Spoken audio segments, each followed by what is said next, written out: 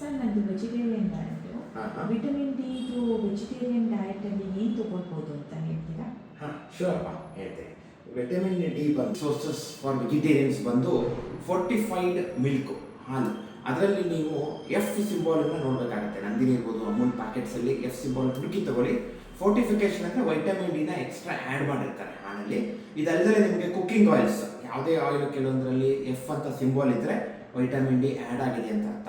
ಇದು ಬಿಟ್ಟು ನಿಮಗೆ ಮಿಲ್ಕ್ ಪ್ರಾಡಕ್ಟ್ಸ್ ಯಾವುದಿರ್ಬೋದು, ಪನೀರ್ ಇರ್ಬೋದು, ಚೀಸ್ ಇರ್ಬೋದು, ಮೊಸರು ಇರ್ಬೋದು, ಇದರಲ್ಲೂ ಕೂಡ ಒಳ್ಳೆ ವೈಟಮಿನ್ ಡಿ ಸಿಗುತ್ತೆ. ತುಪ್ಪ, ಬೆಣ್ಣೆ, ಇದೆಲ್ಲದರಲ್ಲೂ ಒಳ್ಳೆ ವೈಟಮಿನ್ ಡಿ ಅಂಶ ಸಿಗುತ್ತೆ. ಇದಲ್ಲದೆ ನಿಮಗೆ ಮಶ್ರೂಮ್, ಅಣಬೆ, ಎಸ್ಪೆಷಲಿ ಶಿಟಾಕೆ ಮಶ್ರೂಮ್ ಅಂತ ಹೇಳ್ತೀವಿ, ಇದರಲ್ಲಿ ನಿಮಗೆ ಒಳ್ಳೆ ವೈಟಮಿನ್ ಡಿ ಸಿಗುತ್ತೆ.